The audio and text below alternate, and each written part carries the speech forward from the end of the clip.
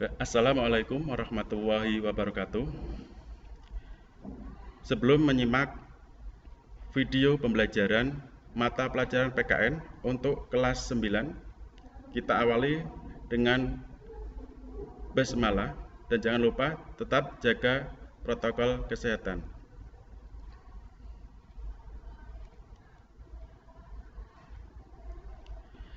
Bab 1.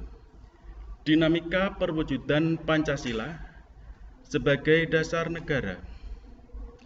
Tujuan pembelajaran: mensyukuri perwujudan Pancasila sebagai dasar negara yang merupakan anugerah Tuhan Yang Maha Esa, menunjukkan sikap bangga akan tanah air sebagai perwujudan nilai-nilai Pancasila sebagai dasar negara, mengamati dinamika yang terjadi di masyarakat, terlebih mengenai praktik ideal Pancasila sebagai dasar negara dan pandangan hidup bangsa, merancang dan melakukan penelitian sederhana tentang peristiwa dan dinamika yang terjadi di masyarakat terkait penerapan Pancasila sebagai dasar negara dan pandangan hidup bangsa. A. Penerapan Pancasila dari masa ke masa.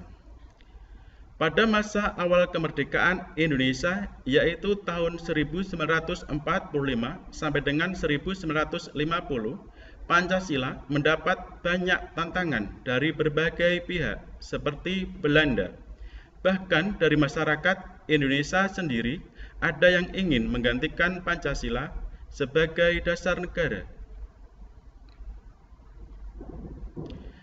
Terdapat upaya-upaya pemberontakan terhadap NKRI di sejumlah tempat, yaitu sebagai berikut. 1. Pemberontakan PKI. 2. Pemberontakan Darul Islam atau Tentara Islam Indonesia di Jawa Barat dan Jawa Tengah. 3. APRA, Angkatan Perang Ratu Adil. 4. Andi Aziz. Dan yang kelima, pemberontakan RMS. Berdasarkan Undang-Undang Dasar Sementara 1950, Presiden berfungsi sebagai kepala negara dan menjadi bagian dari pemerintah. Namun, tanggung jawab pemerintahan berada di tangan Perdana Menteri bersama para menterinya. Penerapan Pancasila pada masa periode 1950 sampai dengan 1959 cenderung diarahkan sebagai ideologi liberal. Hal ini ternyata tidak menjamin stabilitas pemerintahan. Terlaksana pemilihan umum pertama Indonesia, yaitu pada tanggal 29 September 1955. Terpilih 272 wakil rakyat sebagai anggota DPR. Pemilu ini juga berhasil memilih anggota-anggotanya lembaga konstituante sejumlah 550 orang. Pada tahun 1950 sampai 1959 muncul sejumlah pemberontakan yang bertujuan melepaskan diri dari NKRI, yaitu sebagai berikut. A. Pemberontakan DI atau TII di Sulawesi Selatan, Kalimantan Selatan, dan Aceh. B. Pemberontakan PRRI. C. Pemberontakan Permesta. Sebagai pihak menyebut masa 1959 hingga 1966 sebagai periode demokrasi terpimpin. Pada masa ini, demokrasi dianggap tidak berada pada kekuasaan rakyat, sebagaimana diamanatkan nilai-nilai Pancasila, namun cenderung berada pada kekuasaan pribadi presiden.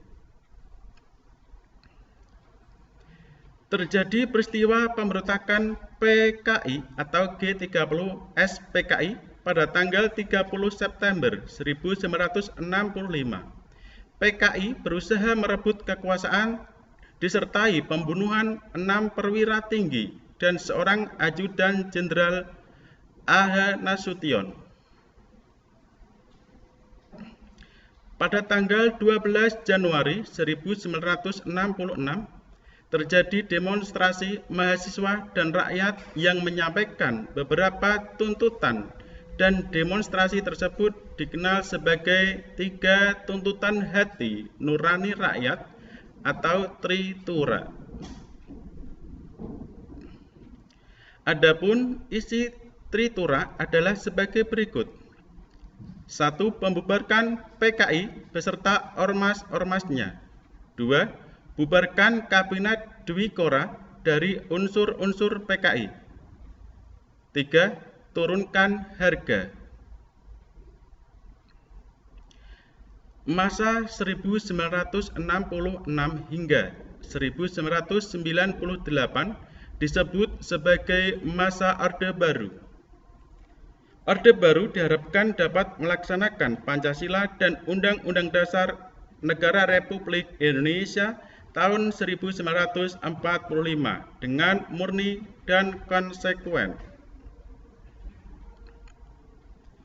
Masa tahun 1998 hingga sekarang disebut sebagai masa reformasi, dan pada masa awal ini kemunduran ekonomi Indonesia dan dugaan penyelewengan terhadap Pancasila membuat mahasiswa dan masyarakat melakukan demonstrasi menuntut turunnya Presiden Soeharto.